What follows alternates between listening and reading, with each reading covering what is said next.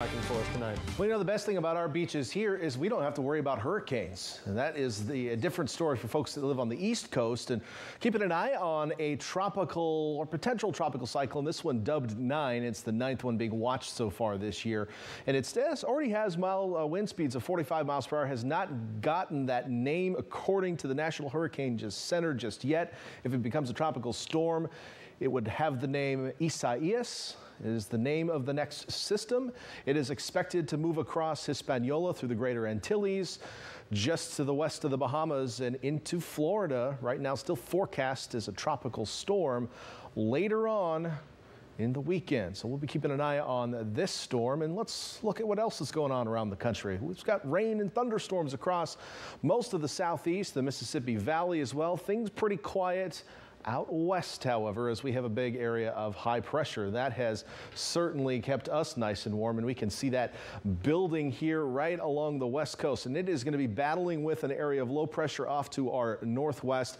But the ridge of high pressure is going to win out through the weekend, and that will mean slightly warmer temperatures for us and a slightly reduced marine layer, which will give us some more sunshine as well, especially Friday into Saturday. I think will be the sunniest days, and I think a lot of people would say, if you have asked them which days they'd like sunny, well, maybe Saturday would be one of the top ones on their list. So good luck, or a good news perhaps to share with you. Now, I do think a trough of low pressure will dig back down along the coast next week, which will cool us down and give us another area of low clouds to thicken up for us. So in the meantime, we have another day tomorrow. We'll experience low clouds in similar fashion to what we saw today, waking up to clouds in the valleys, clearing on the north side of the bay and probably a little bit around Monterey to Seaside. However, I think the cloud cover will be just a little bit smaller tomorrow as we start to push down on that marine layer from the ridge of high pressure to our southeast. So a little bit of warming expected tomorrow, a little bit more sunshine expected. 72 your high in Santa Cruz, 80s in Felton, Bonnie Doon, up on the summit.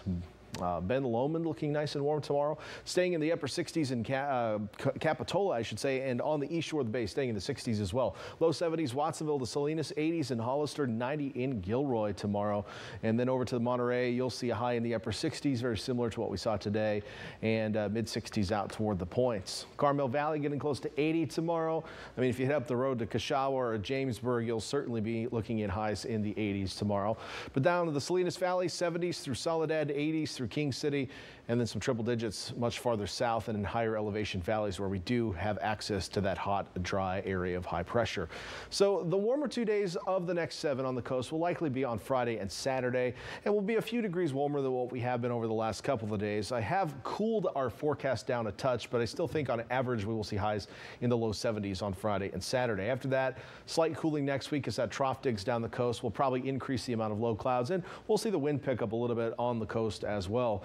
Inland areas, well, you'll continue to see the wind every day in the valleys, just how it is this time of year, but you'll also see that warm up Friday into Saturday, and then that cool down into midweek next week, where highs actually expected to be below normal for this time of year, Tuesday and Wednesday.